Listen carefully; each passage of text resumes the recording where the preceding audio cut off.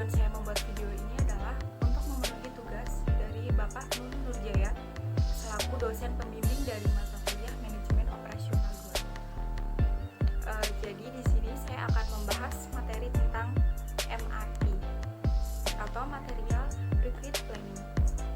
Tidak hanya itu, di sini saya juga akan membahas tentang tujuan dari MRP, proses MRP, kelebihan dan kekurangan MRP, serta yang terakhir contoh soal MRP.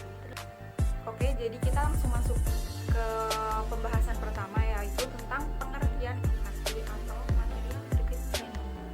Adalah metode yang berfungsi untuk menentukan komponen dan bahan apa saja yang dibutuhkan, kapan dan seberapa banyak jumlahnya, dengan tujuan untuk memenuhi persyaratan rencana produksi yang dilaksanakan oleh perusahaan. Tanpa adanya planning yang cermat dan juga pengontrolan yang ketat, maka resiko ketepatan waktu dalam pengiriman serta penerimaan bahan baku menjadi lebih besar.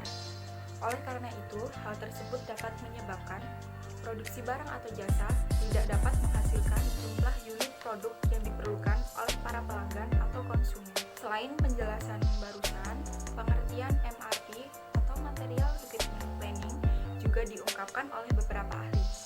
Contohnya, yang pertama ada Stevenson pada tahun 2005. MRP adalah sebuah sistem informasi berbasis komputer yang berfungsi untuk mengartikan Master Production Schedule atau MPS dengan rencana produksi utama untuk produk jadi atau produk akhir yang kemudian diterjemahkan ke beberapa tahap, yaitu persyaratan, komponen, dan bahan baku rakitan.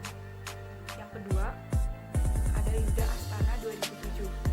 MRP adalah sebuah konsep yang digunakan di dalam manajemen produksi yang membahas tentang perencanaan yang baik dan benar dari persyaratan produk di dalam proses produksi, sehingga barang yang diminta akan tersedia sesuai dengan kebutuhan. Yang ketiga ada Heiser dan Ender 2010. Perencanaan MRP adalah metode persyaratan terkait dan penerapannya memakai daftar persyaratan material, inventaris, perkiraan pendapatan, serta rencana produksi utama untuk menentukan persyaratan bahan baku mana yang akan digunakan. Selanjutnya ada beberapa tujuan dari penerapan Material Recruitment Planning di dalam suatu proses produksi.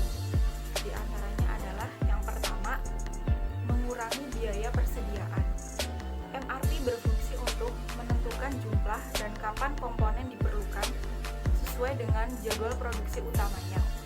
Dengan adanya komponen ini, maka pembelian bahan baku yang diperlukan untuk rencana produksi hanya dapat dilakukan seperlunya saja, sehingga dapat meminimalkan biaya. Yang kedua, membangun komitmen yang realistis. Dengan adanya MRP, maka jadwal produksi yang sudah direncanakan dapat diperkirakan, sehingga komitmen yang dibuat terkait pengiriman barang diwujudkan dengan cara yang lebih realistis.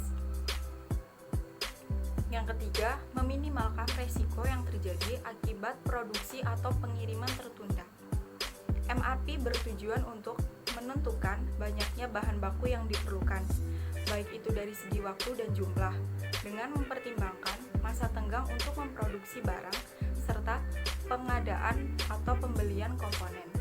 Hal tersebut berfungsi untuk meminimalkan resiko terjadinya tidak tersediaannya bahan baku yang akan diproses, dan hal tersebut dapat mengakibatkan terjadinya gangguan terhadap rencana produksi.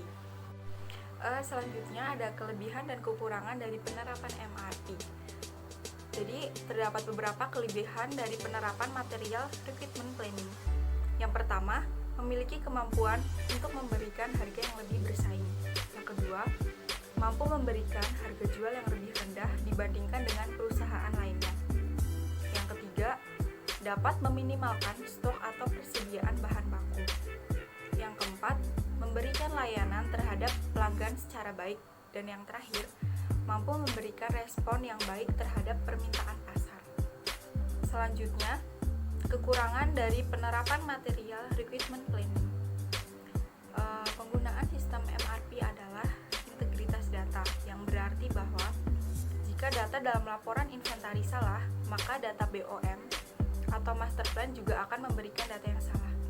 Selanjutnya, MRP MRP adalah sebuah sistem informasi yang benar-benar membutuhkan data spesifik mengenai berapa lama perusahaan menggunakan komponen yang berbeda untuk memproduksi produk tertentu dengan asumsi semua variabel. Dan yang terakhir, sistem ini juga beranggapan bahwa lead time dalam proses produksi sama seperti setiap produk yang diproduksi oleh suatu perusahaan. Kita lanjut masuk ke materi berikutnya, yaitu tentang proses terjadinya MRP. Terdapat beberapa langkah yang harus dilewati dalam upaya penyusunan material requirement planning.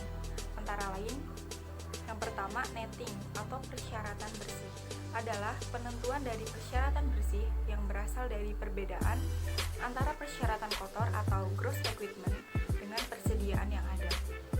Kedua, loading atau kuantitas pesanan adalah salah satu tahapan di mana jumlah pesanan untuk setiap komponen ditentukan berdasarkan dengan persyaratan bersih yang telah dihasilkan oleh proses netting. Yang ketiga, ada offsetting atau rencana pemesanan.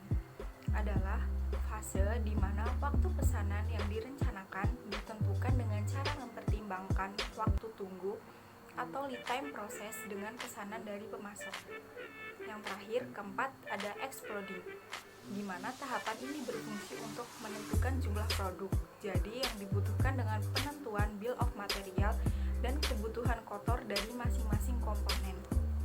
Dan yang paling terakhir, saya akan menambahkan contoh soal tentang MRP ini. Teman-teman bisa pelajari sendiri dari contoh soal ini ya.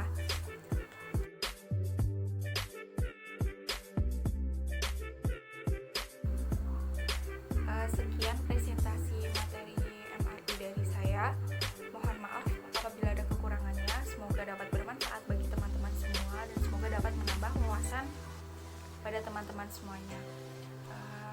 Jangan lupa like, comment, and subscribe. Ya, terima kasih.